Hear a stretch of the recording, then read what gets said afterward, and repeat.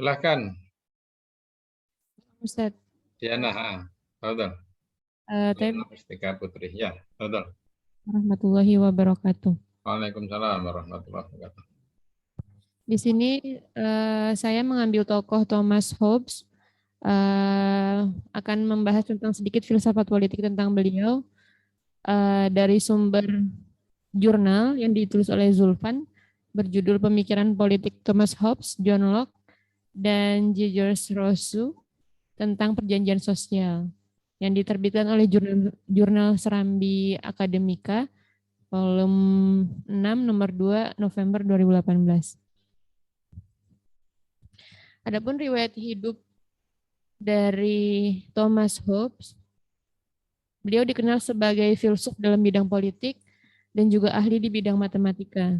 Lahir di Malmesbury, Wiltshire, Inggris pada 5 April 1588 dan meninggal di Derbyshire, Inggris 4 Desember 1679 pada umur 91 tahun, yaitu seorang filsuf Inggris yang beraliran empirisme.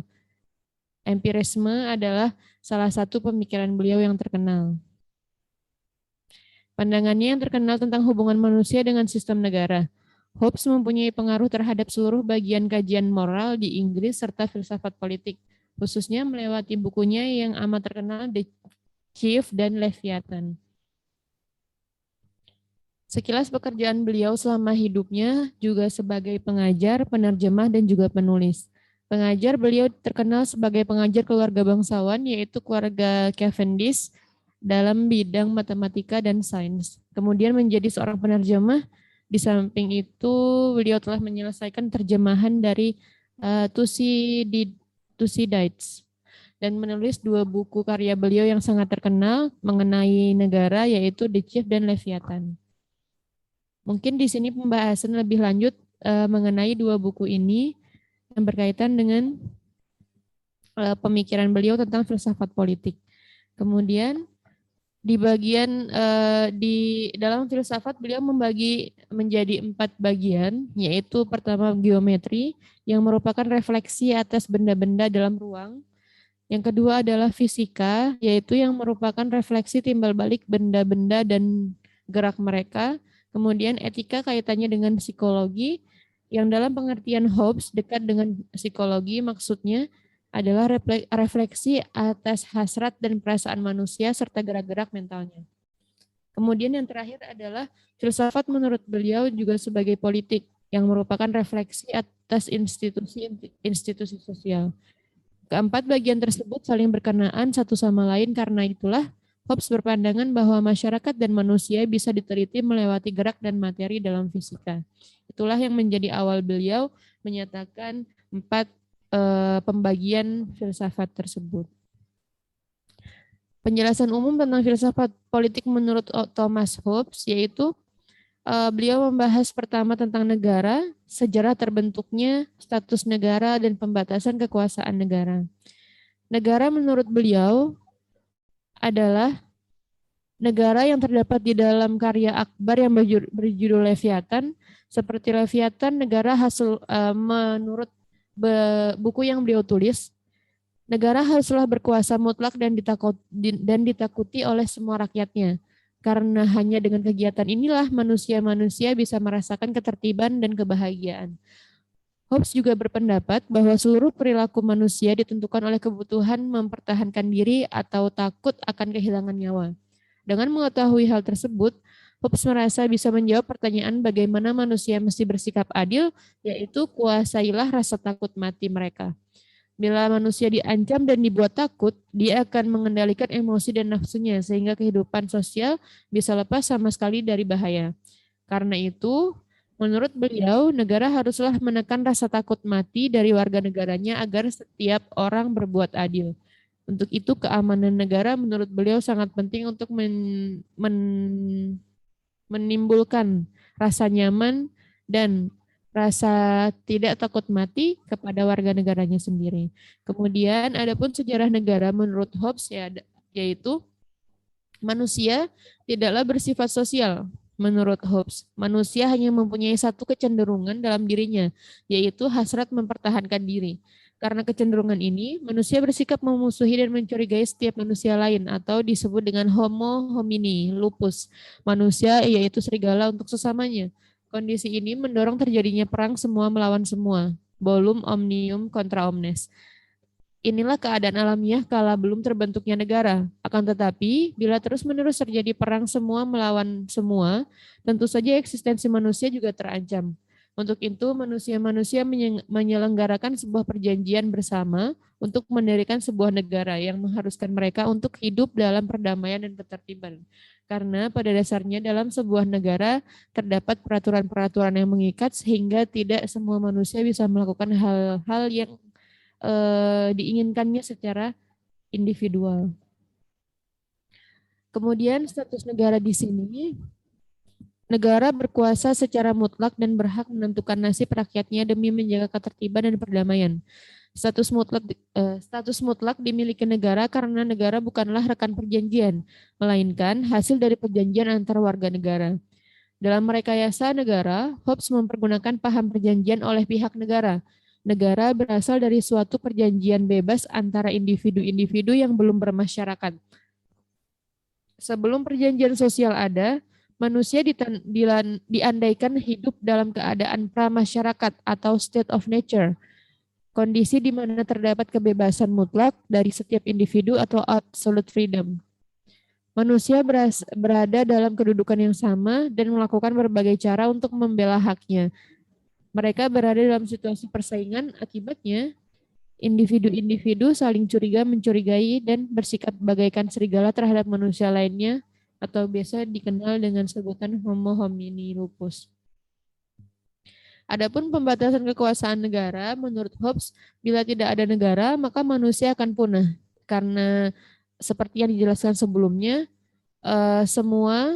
setiap individu memiliki ego untuk mempertahankan dirinya masing-masing, meskipun harus melawan sesamanya. Negara didirikan untuk menjamin eksistensi manusia. Akan tetapi, setelah tercipta, maka penguasa politik atau negara mempunyai kekuasaan mutlak atau absolute power. Kemutlakan kewenangan negara dimaksudkan agar manusia dapat hidup tentram, teratur, dan damai. Sifat mutlak negara menyebutkan apa yang harus dianggap adil ditentukan negara. Negara punya wewenang penuh untuk menetapkan apa yang buruk dan apa yang baik dan sebagainya. Di samping itu, negara tidak punya kewajiban untuk memberikan pertanggungjawaban atas tindakannya. Hal ini bisa terjadi karena individu-individu telah menyerahkan semua haknya pada negara. Adanya absolute power menjadikan negara menurut Hobbes benar-benar menjadi benar-benar sebagai sang Leviathan. Perlu diketahui dalam bukunya Leviathan, Hobbes menganalogikan negara sebagai seperti seekor ular besar yang sangat memiliki kekuatan untuk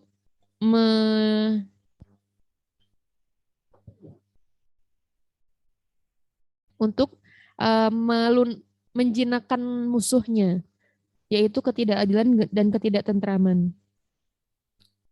Mungkin sekian presentasi saya mengenai filsafat politik yang digagas oleh Thomas Hobbes.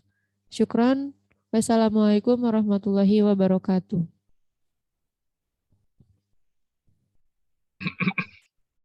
Oke ya. Apa yang ingin antum tanyakan terkait dengan ini? Ustadz, Ana agak kesulitan buat nyari buku yang The Chief, Ustadz. Itu kan harus beli. Itu sangat langka, Ustadz. Oh gitu. Ya. Ya. Terus kalau kelihatan ada kata manuskrip sih Ustadz yang udah pernah membahas, insya Allah masih ada. Itu disampaikan ke perpustakaan, Ustazah. Ustadz? Diajukan ke perpustakaan. Oh. Yang ya diajukan aja itu enggak apa. Agak berat-berat itu dilempar ke perpustakaan.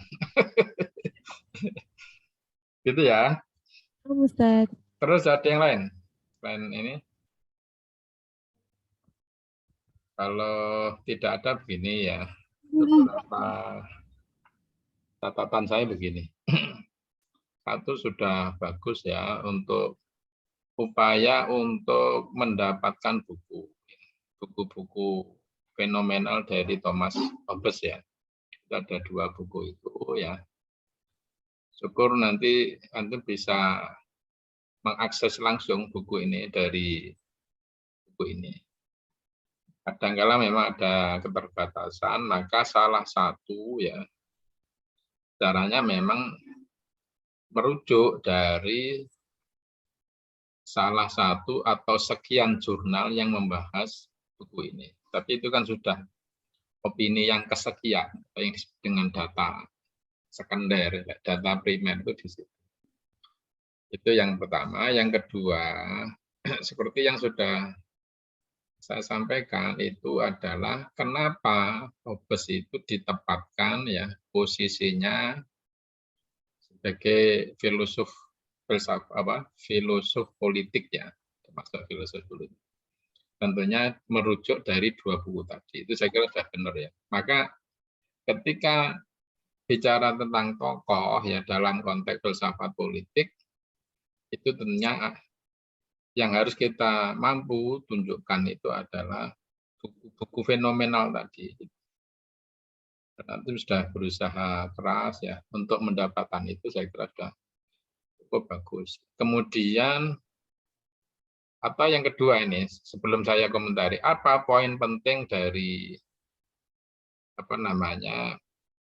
pemikiran Thomas Hobbes itu terhadap politik? Diana, Diana. Yeah.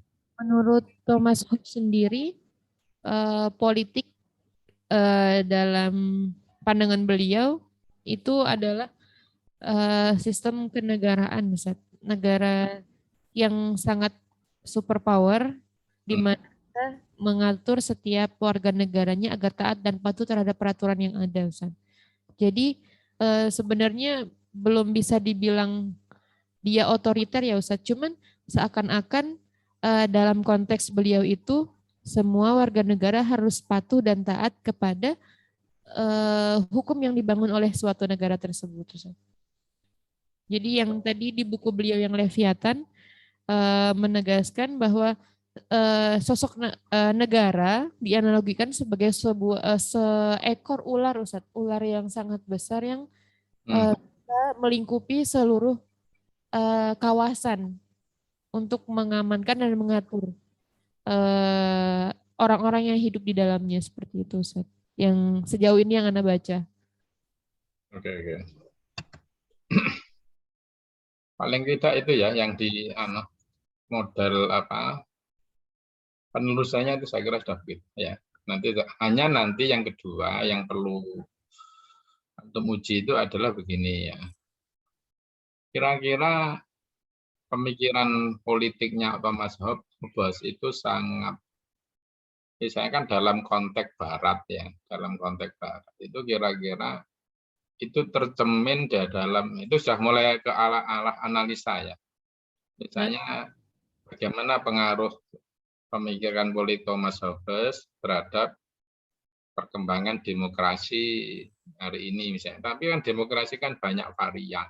Itu coba upama nanti pembahasannya itu bisa untuk kembangkan di situ.